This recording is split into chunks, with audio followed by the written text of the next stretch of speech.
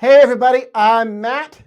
And Buddy, blast Blast off to the off to the music Music universe. Universe, episode 200. Buddy, oh my gosh, we did this 200 times. Can you believe Yeah, that? well, it's hard to believe, but actually, to get technical, if you count the other non-branded Music Universe podcast episodes, it's a little more than 200. But I like the number 200 for Joe Williams here, and it technically is because all the episodes that are labeled the Music Universe podcast, it is number 200. I'm so It's excited. so hard to believe. Only took a little over 3 years to do, I guess, I cannot think of anything I have done 200 times in my life. Well, that's a lie, but this is a family show. So, Well, on the blooper reel, you kind of got me on one, so we'll have to save stay that for tuned the for end of that. 24. Yeah, I've not been good at keeping track of those bloopers. I save them, I just don't do anything with them. But Well, I don't know. speaking of bloopers, somebody gets on the horn here earlier. We're talking. We come on about a half hour, get ourselves situated, half hour before the interview, get ourselves situated. And I say, buddy, you need to button your shirt. And he goes, No, you tell me this literally as the guest is scheduled to hop on. Oh, I notice it. I just notice it. I say, buddy, you need to button your shirt. And he goes, no, I don't. I'm wearing an undershirt. I said, yes, and it's green, and you use a green screen. And he goes, and he gets up, and it was just terrible. We were not recording for that. Thankfully. But even 200 episodes and like over 4 years into this, we still just have our crack up moments. And this is technical difficulties sometimes. Technical difficulties. So we have our guest today over Zoom because Riverside was not feeling very well. So we're going to must be feeling like California's weather, just kind of up and down because it's a rainy day as we're recording this. And it's just, I guess, being a little temperamental today. Yes. And so you might notice just a slight dip in quality that Riverside affords us that Zoom does not. But the conversation, nonetheless, is really, really excellent. And if you're a fan of cats, make sure you're watching because Joe Williams of Toto and his cat, Jojo, makes an appearance as well. This is really special because I called you a couple weeks ago. I said, I know who we need for 200. And you said, I think I know too. And we both said together, Joe Williams. I said, yes, because Steve Lukather, I don't know if he was episode number 1, but he was certainly guest number 1. He was our first episode. That is what launched this podcast. I had a day thing going and I wasn't able to join. And you chatted with him like on the phone before we decided video was going to be a component to this. And chatted for like an hour. Like that episode is one of the longest episodes we've had. And it still gets a lot of comments when people discover it. I remember I didn't first post the episodes on YouTube because they were audio, and then I started, editing them with a still image. And when I posted it over COVID, people are like, "Well, this interview's like old," and I'm like, "But it was great because the content was, still a great conversation." Evergreen. Luke and I struck up a bit of an email friendship, and it was just supposed to be an article, and that's what we were doing with it. And I said, okay, we've talked about doing a show for a while. This is how we started off. And their management said, yeah, have a ball. And he had forgotten that Steve was our first guest. He said, well, we want Joe because number 200. And he said, oh, really? He goes, I seem to have a lot of firsts with you guys because some other things that we've done with this particular manager. And so that's why today's really special. Want to clarify my first question because Joe also clarifies it. I ask Joe, how it feels to be revving up Toto again these last couple of years, because I think, and I even think we fell prey to the way this was announced. It felt like in 2020, after their 2019 tour, not related to COVID anything, Toto was sort of on ice. And that was actually I think that was sort of the reason for the conversation with Luke, was talking about putting Toto on ice after the 2019 tour had wrapped. So nobody really expected them to come back, and they did. And they've been touring with Journey, and they're going to have some headline dates around the globe. So this has been really cool. But he goes, well, we revved back up in 2010 for 14 years. So they might be trying to forget that was kind of the idea. But if you get to know Luke and now Joe, I can see why they're such good friends. These are two gentlemen who cannot stop and will not stop for anything. So no wonder it's been going strong for 14 years, despite question marks about its future. And the music is just so iconic. Oh, yeah. And I have to clarify a mistake I made. I forget we're in a new year. And, this is the band's third year with Journey, not their second consecutive year. Like I kind of flubbed, but it happens. Yeah. It's great. You forget sometimes that things kicked back off in 2022 because last year was such a huge year for tours. I kind of forget what 2022 even had. So my apologies for that. Where I feel like 2021 and 2022 were like truncated into 1 year, and then 23 was like the first full year back. And I subscribe to the theory that the older you get, the more time is relative and the faster it goes, because it's a lesser slice of your life, and it's just going crazy. And I'm sure it's the same for the guys who are on the road and probably wake up, don't even know what day it is. They just know, okay, stage is that way. So despite our few little flubs in there, it was a great interview. Really fun. Joe couldn't have been sweeter. And I don't think we should say any more. I think we should give them what they want. Joe Williams from Toto on the Music Universe. I have to say, I am so excited for our guest for number 200. He is one of the most iconic voices in rock and roll. I love any time I get to hear him live with his buddy Steve Lukather. It is Joseph Williams of Toto. How are you, sir? I'm very well. Thanks for having me. Well, thank you for being here. This is cool. You guys are about to head out on the road. Whole reconfigured lineup. Greg Philin Gaines is back with you, as is Shannon Forrest. Tell us about the decision to rev Toto up again. Well, we've been at it for 14 years now, since 2010. So but revving it back up, certainly in the sense of changing the lineup a little bit. You know what I mean? It's unbelievable how many versions of this band, if you count all the musicians that have played from behind. I mean, of the old guard, it's basically just me and Luke. But Greg Phillinganes is back, and he was once a full-blown member back in the early 2000s. And we're thrilled to have him back, because he's just exceptional in every single way. So that's wonderful. And then Shannon, who was with us during the teens for about 6 years, is back, and it's great to have him back. He probably more than anybody reminds me of the way Jeff used to play. So and he also just has this encyclopedic knowledge of all the Toto material. So rehearsals is like a breeze. So between those two guys, I mean, it's really solid, and it sounds amazing. Can't wait for everybody to hear it.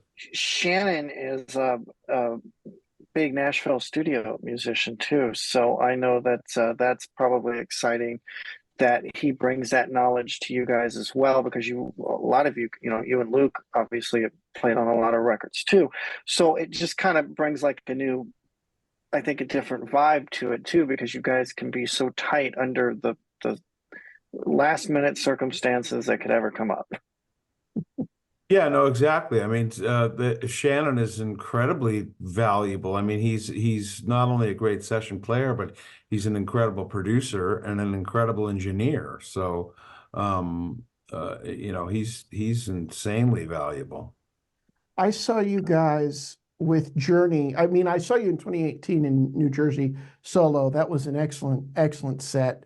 And then again after COVID last year, actually, I think exactly a year ago as we're recording this, in Allentown with Journey. And That is the best I have ever heard a band sound in an arena. And it sounded so deliberate. It was so dialed in. I don't know what the discussions are about making that Toto sound come across in those bigger spaces, but you guys sounded excellent. Excellent.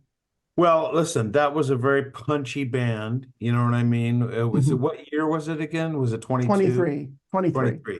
Okay, so you saw the last run, last year this time. Mhm. And at that time we had Robert Sput Seawright on the drums, who's incredibly punchy.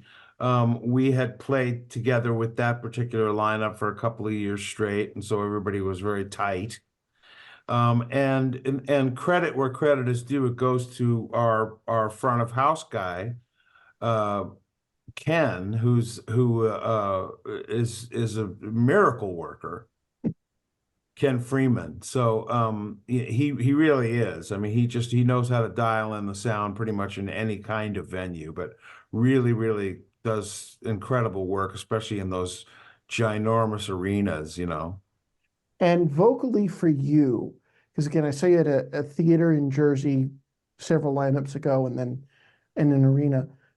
What are the differences for you vocally in sizes of venues doing those songs? Well, arenas are notoriously cold, and they're also notoriously dry, so they're more difficult. I don't envy Arnell in Journey, because they do a much longer show. But having said that, we come out first and we do an hour, and we get the crowd going with Africa and all that stuff. So by the time they get on, the room is actually much warmer, Mhm. just from the breathing of all the animals in the room. But it's actually much warmer and much more humid, once you get all those bodies in there and they've worked. When we open for Journey, we play first, and people are just like coming to their seats or whatever, so we get the cold room. That kind of thing is much more difficult on singers, just in general. So the worst case scenario is when you're in like Denver. It's like a mile high. It's the climate is dry, and you're in a big arena. So, but listen, it's part of the thing, and then the opposite of that would be a theater kind of a venue where it's usually much warmer in general, and not quite as dry, depending upon where you are, really. But yeah, so that's it. So it's a different kind of a prep for each different kind of venue. Well, you guys return to North America stages next week, February 9th. It starts in Biloxi, Mississippi's Coast Coliseum. You guys are playing 44 appearances with Journey. What about them? What made you guys decide to go back on the road with them for a second straight year? Well, this is actually the third straight year. We did 22 with them, 23, and now this will be the third time with them. And it's just a good, first of all, we get along with them great. It seems like a great sort of a package, and to some degree. They really like us as a band, the stuff that we play as an opener for them. We have a good effect on each other. Our crews work really, really well together. So it's just a combination of all of those things that makes us welcome in their world, and we love them. So, I consider myself lucky to be able to be doing it for a third year. That's wonderful. Yeah, and can fans expect anything new from you guys this year if they've seen the other two tours? Well, yeah, first of all, you'll see Shannon back, and you'll Mhm. see Greg Fillinganes, who's phenomenal. I mean, he's, his facility as a player is unparalleled, and he's a great singer and a great presence. And obviously we've got some songs that we haven't done in a while, that we've added to the set. and of course all the ones that you would expect and need to hear. We've got those as well. So in that sense, it's new, and just judging from our rehearsal, it sounds amazing. And then you throw that all together with Ken Freeman mixing out front, it's potentially going to be, one of our better years. I want to hear selfishly from this lineup. I want to hear another. I know you've released a ton of them, but I want to hear another live album from this lineup, from this sort of into this new decade, into this new lineup. I would love to have another live album because it sounds so good whenever I get to hear you. I wouldn't mind, you know what I mean? It's not a bad idea. It's just logistics, you know what I mean? It's finding the right venue. It's, finding the budget to be able to, record it and film it and do it right. They're not very easy to do, but listen, I'm down. Well, do you guys go into a tour knowing that you're, or at least planning to film something, or does it just kind of come up like, hey, this venue's perfect. We booked it. Let's film it. Usually, like sort of at the beginning of the year, for instance, sometimes our cycle will begin in the summer, but in these past years and stuff, we've been starting right around February, so at the beginning of the year. So, for instance, we would be talking about and kind of already know that there were plans to record live, say in Europe in the summer. So we would know well in advance that was the case, because that kind of a thing takes, a good year to plan ahead. Right. Yeah. Well, I want to talk about, okay, so bears mentioning you are our esteemed guest for episode 200. Thank you. All the way back at episode 1, our buddy Luke was our guest, and the Dogs of Oz was not a project yet. So can you talk about how the Dogs of Oz, obviously a reference, Toto, evolved out of Toto, and what the difference is for fans who may not be aware that there's kind of this side thing that the two of you do? Sure. I mean, listen, Dogs of Oz, that all happened during the COVID year. Mm-hmm. After 2019, Steve Porcaro retired from playing live, and also David Paich was kind of well into his retirement. We had Dominic Xavier, playing the piano for that last part of that tour.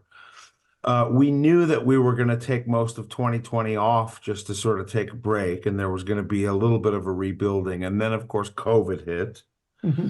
And during that period of time, because of COVID, we couldn't work for 2021 either. So during that period of time, I was spending most of my time with Luke and just hanging out and, being friends and everything, and talking about, how we wanted to do it in the future. And for a minute, we were talking about, hey, maybe we'll call it something else. Maybe it won't be Toto. And we came up with this idea of the Dogs of Oz, which is basically, Toto. It's all the Totos, So if each guy in the band was a little dog, there you go, from Wizard of Oz. So that's how that name came about.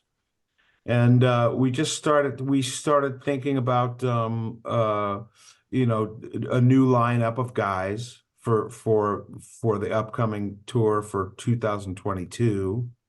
Actually, late in 21, in the 2020, we already had those guys set, and we made that sort of live concert in front of nobody. I don't know if you remember that one. Yeah. From 2020. And it just made sense to call it Dogs of Oz, and it ended up being, what we called the Dogs of Oz tour. But all of the artwork and everything reflected that name as being kind of this new band. So I mean, because listen, the diehard fans, who love Toto or whatever, always some of them comment that if it's not the originals, it's not Toto. Mm-hmm. So the idea being, well, yeah, that's absolutely true. So we just added this other element a means of being able to identify. It's still Toto, but with these new characters and these new people playing it and stuff like that, it's now also the Dogs of Oz. That was the sort of concept. It's funny you talk about the fans who say if it's not the originals, it's not Toto. Buddy and I actually we go back and forth on this about various different bands all the time, and I'm a firm believer that if it's a collective, if it's people that have been steeped in the music and know the originals, and there's a lineage there, it's as authentic as the original thing. And I'm curious how you've taken that feedback and what you say to fans who say, well, when you go out as Toto, is it really Toto? Because to me, it is. Well, to me, it is too. That kind of stuff doesn't bother me. I mean, listen, the band has lost two people as it passed away. And at any given time, the people that were still in the band at that time could have called it quits. But why? There's so many great places to play. There's so many great opportunities to play in front of great audiences, opportunities to make new records, all of that stuff. Because one person passed away or two people passed away, it doesn't mean that everybody else has to die. You know what I mean? So, why not keep it going? That kind of thing. And so, yes, there's been different versions of the band. I think that as long as you have a few people from the old days, it makes more sense. It makes sense that it's, still, of course, Toto. If you replace everybody with new people, it's a little bit harder to call it that, but you still can. You know what I mean? There are plenty of bands that have no original members left anymore and are touring under the original name, and people show up. People buy tickets and show up because they love the music. So I don't have a problem with it. I don't have a problem with the diehard fans who refer to the old band as being what it is. That was sort of our way of dealing with that by bringing in this concept of Dogs of Oz. Could we possibly hear some new studio music from Toto or Dogs of Oz this year with the new lineup? It depends, there's nothing planned at this point, but listen, never say never. That's what I always say. I mean, we're all capable of doing it. Right at this point, it's a band full of great musicians and great producers. Yeah. So there's plenty of people to pull it off. And how about? But are you a band that when you do record that you are all in the same room, or do you take advantage of technology and just kind of put pieces together? Both. It just depends on how you set out to do it, and some of the stuff that we did recently during the 40 tours, 40 trips period of time, the 40th anniversary. We put out an album that was called Old is New, that was, tracks that were unfinished from the old days that we kind of finished, and a couple of new tracks. We did that sort of using technology as opposed to going into the studio. But the opposite is also true. So both. What I can say is that like the last solo album I did was all sort of done in the box, and then I gave parts to different drummers and different guitar players in their own studios and everything. If I were to do another one, which I am hoping to do, I would go the other way this time. I would maybe, get some songs written from top to bottom and go into the studio and record tracks kind of the way we used to in the old days. Luke put out an album right around the same time as my solo album that was recorded that way with everybody in the room, getting the tracks, doing it that way, and then just sweetening them. And then his next record we did entirely in the box. So it just depends on how everybody's feeling and how we want to do it. But both are true. It's awesome. And you mentioned a possible next thing that you want to do, and I was about to get to your solo work. What is next on that front for you, Joseph Williams, as a solo artist? What's percolating for you? Well, I just, want to start from scratch and just sort of treat it like an assignment and write some new material. And like as I said, this time I would want to do it differently than I did last time. The last record I did, it was during the depths of COVID. So I was alone in my place, putting this whole thing together, spending hours tweaking it and doing it sort of myself, and sending parts out to musicians who had their own studios because you couldn't get into a studio and record everybody at the same time. So on the next one, I think I would want to do that for sure. Do you find that the audiences are more appreciative of seeing live music since we, had to practically take 2 years off? Oh, I think so. Absolutely. I think people won't allow that to happen again. And so I mean, who knows, unless something horrible comes around. But I think people were hungry to get back out there and into live venues and see, their favorite bands and music live. And it still feels that way. It still feels like people are really, really enjoying being out for the evening and and live watching a band instead of a DVD or something like that. Well, I have to ask you this too. About on average, how many shows a year do you guys perform? I would say about 100, something like that. And between what we do and what, Luke does with Ringo, he probably does, 150, at this point in our lives. And Toto, we generally get about 100. Well, I asked that too because besides hitting North America, you guys have some European stuff in the works, it says, and I wanted to say that because Matt actually hit 100 shows last year as a concert attendant. Wow. And I told him, I'm like, there's a lot of bands that have not even hit that on a regular basis touring. So I have to commend Matt for being up there with Toto as far as hitting 100 shows. That's fantastic. Well, it's that hunger for live music. It's to say, I saw them when. I mean, I can listen, and this isn't me sucking up. This is just me using you as an example. I can listen to Joseph Williams all day long on the myriad live records that Toto's done, or I can go listen and have that experience with other people and hear the power of that voice in a room, which brings me to it's kind of a two-for question. When did you realize you had such a powerful voice? I mean, obviously we know who your dad is. Music kind of runs in the family. When did you realize your pipes were the way that they are? And do you have a favorite type of venue? We talked earlier about going from theaters to arenas.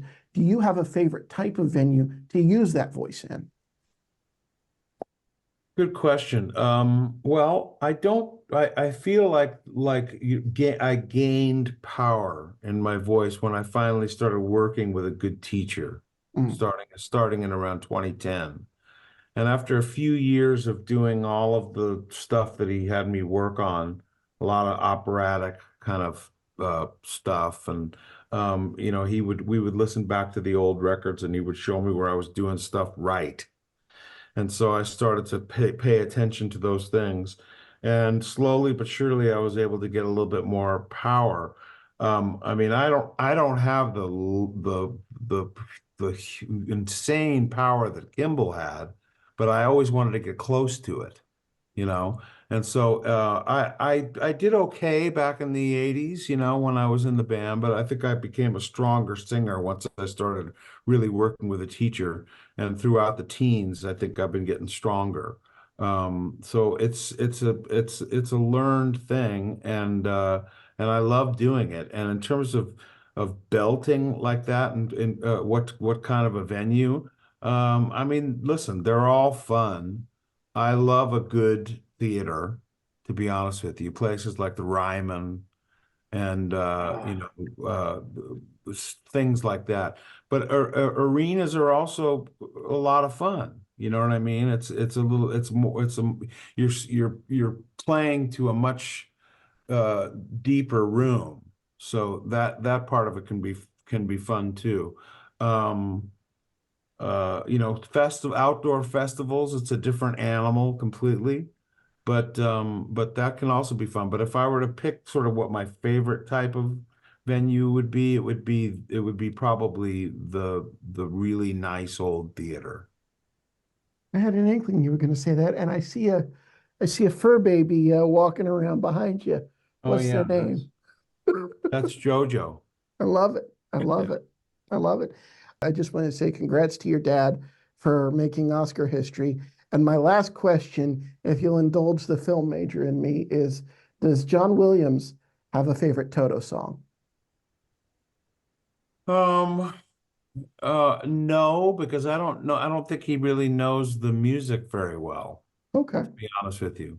But if you were to pick one, it would probably be something like Africa. But then having said that, he may love something like, Child's Anthem, just because Yeah.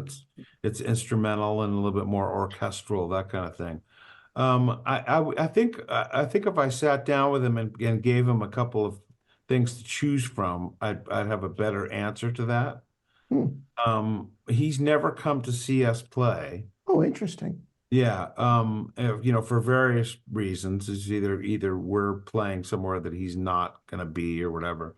But this year we're doing the Hollywood Bowl, and it's on in September, and that's been his venue that he's played at for 40 years or something like that. And I mentioned to him that we were playing there, and he said, "Oh, I'll come to that."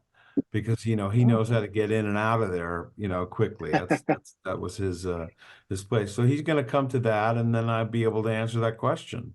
Well, to be continued. Awesome. Please come back when you have more solo stuff.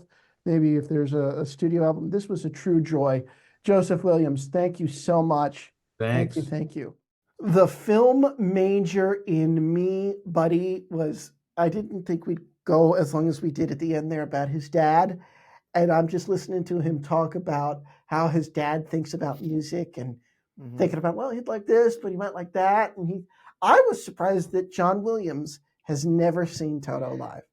That was a shocker to me too, but I think he's going to be, I know he's proud of his son, of course, but he's going to be even more proud when he gets to see him at the Hollywood Bowl later this fall as Toto headlines the iconic venue that we've both attended shows at. That's a cool place. I mean, it's a very unique setting into the Hollywood Hills for those who haven't been there. It's quite the hike if you're trying to get to your seat, but word of warning for those that are in wheelchairs: bring the power chair. Do not make your spouse or brother or mother, whatever, push. It's very hilly. My first time there was seeing Dirk Spitley in 2018, and I had a photo pass, and boy, my legs were sore the next day because you didn't experience this part of it, but I did tell you where you have to take your photo. And up and down. Yep. You have to take your, you have a spot, you take your pictures for, X amount of songs usually. And then you're escorted back to put your camera away until, the next act. And where you have to do it is backstage, and it's down a massive hill. So don't wear boots if you're going to be a photographer there. I'll tell you that much. I didn't even know you to wear boots, so that was a grave mistake on your part. I don't know if I was wearing boots, honestly, but I will tell you, don't if you have plans to, and you have to, do that with your photos. At least that was the policy then. I don't know what I'm sure it's the same now, but it's great. It's a great venue. So this interview, first of all, made me want to go see the Hollywood Bowl show. Mr. Itchy Traveler over here, who just renewed his passport. And which is actually, I'm going to say this on air, I did not think you were going to bring up my concert record. I thought, because you talked about 100 shows and then you talked about Europe, I thought you were going to make fun of me for just renewing my passport. And that I do that now. Yes. I do that now when we don't have the guest. But I thought, I mean, if you think about it, it's pretty amazing. And I'm sure you don't have a world record, but we should call Guinness and see if there's anything they can give you to attend that many shows when bands like Toto perform that many shows. It is amazing. Like, you've done your own mini tour. Look, Okay, there was a moment at Laura and Elena's show in New York at Irving Plaza, I think it was. It was one of those shows where the radio station was involved, and so the journalists, the disc jockeys get up there and they talk a little bit before they hype the crowd and in between opener and whatever. And I'm in the VIP area where they have all the media and the people that are invited. And he comes on and he says, "So who do you write for?" We get dark. He goes, "Well, you must be busy." I said, "What do you mean?" This was before COVID. He goes, "Well, there's something to do every night in this town. There's a show to go to every night in this town." This was in New York. And I thought, oh, I guess maybe I'm lazy, because at that point I was seeing a show maybe once every 2 weeks, not like 3 and 4 and 5 in a weekend. Right. And I thought maybe I'm lazy. So, piggybacking off of what Joe said about the hunger for live music, when we came out of it and I moved, and we came out of it, I said, not doing that again. I'm going to be as busy as I possibly can with live music. Now, 30 years, will I be able to hear you over Skype? I don't know, but well, hey, I've been playing drums all my life and I could still semi hear, so I think you're okay. So but I went for a hearing test a little while ago. The hearing loss I have is just attributed to fluid in my ear. Otherwise, I'm fine. Good. I have what they call nerve loss, which is why bone conduction works, because of the nerves.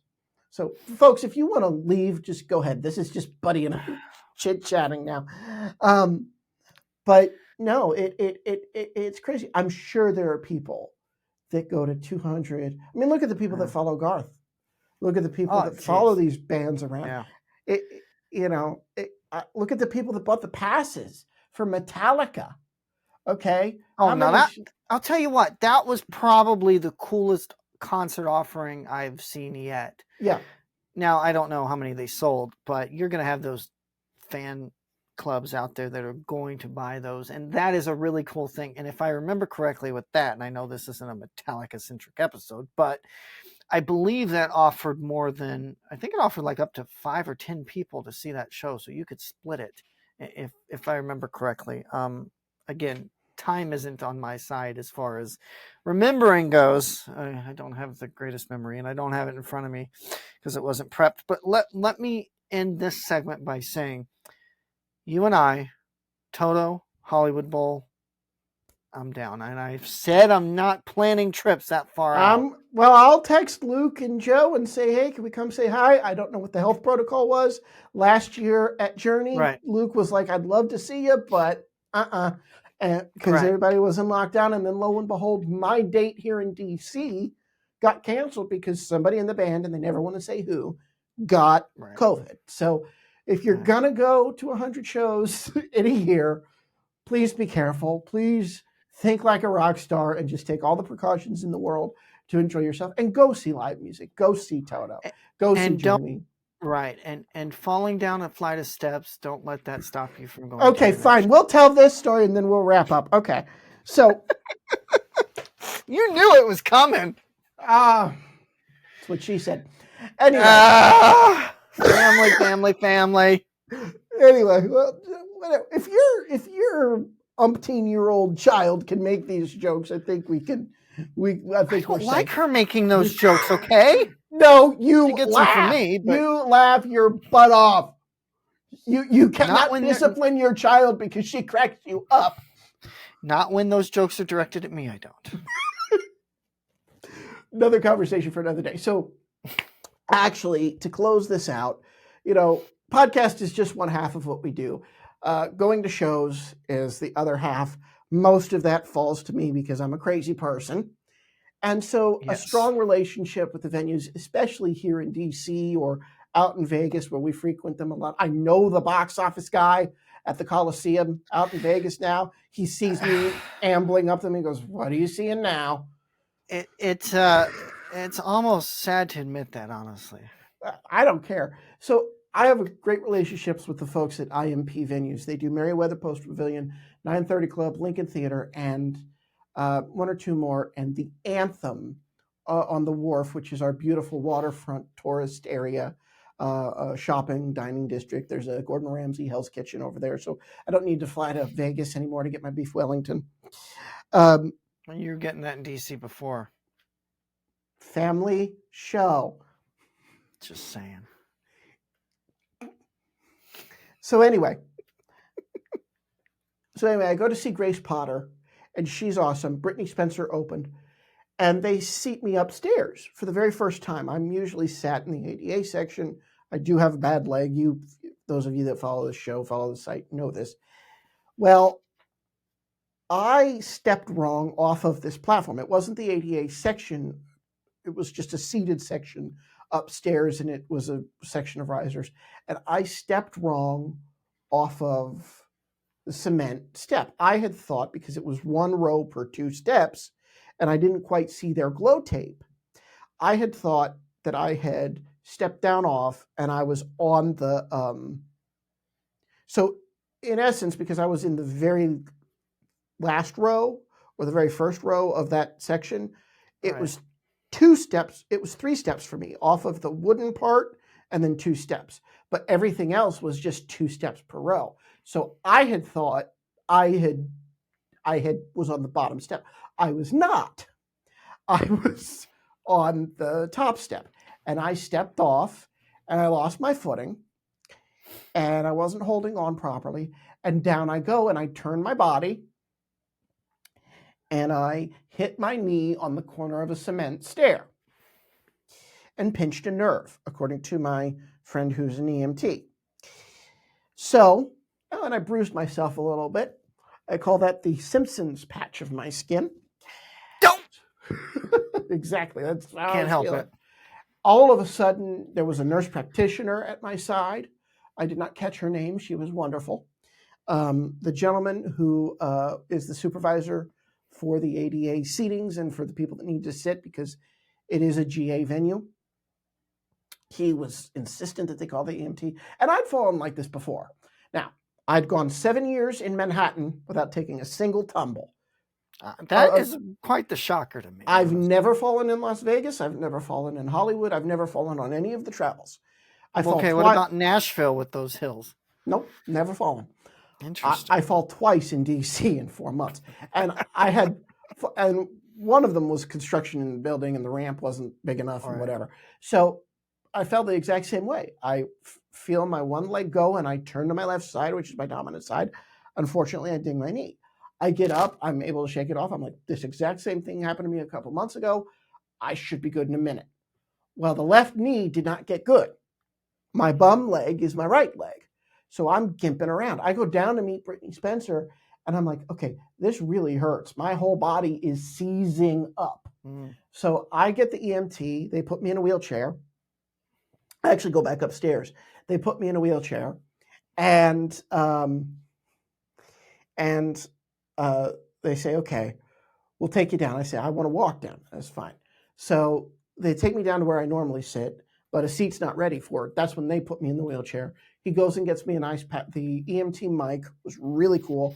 He goes and gets me a Motrin, 2 Motrin, and an ice pack. And I'm sitting there trying to get my left leg comfortable. And I am wincing and wincing and wincing and wincing. And 4 songs into Miss Grace Potter, who I hope to catch a full set from one day, I leave. Never done that before. Never, ever done that before. It still counts towards my show total because I saw Brittany perform her full set. There's a technicality there that I guess you're not going to be able to be argued with. So because this all happened before even the opener went on. And I went through Brittany to think, okay, it should calm down. It should calm down. Didn't. And again, anytime I tried to move, my whole body would lock up. So I said, but sitting in that wheelchair before they moved me to a regular seat, I was like, okay, my leg was elevated and it felt great. So I left, I called you, I was in the taxi, and that's that. But all of that to say, please don't hurt yourself if you go to 100 shows. Try not to. But if you do, you want a staff to take care of you like the Anthem. They were fantastic. Now, the last question before we wrap it. What hurt worse, falling then or, being whacked in the head with a purse? For the Music Universe podcast, I'm Matt. And I'm Buddy. Thanks for listening and watching. Be sure to hit like, subscribe, and share, and follow us on socials at The Music Uni, and check us out at themusicuniverse.com. Take care. And thank you for getting us to 200. We do it for you, and we hope you like these conversations. We'll see you next time with our Grammys coverage. Take care.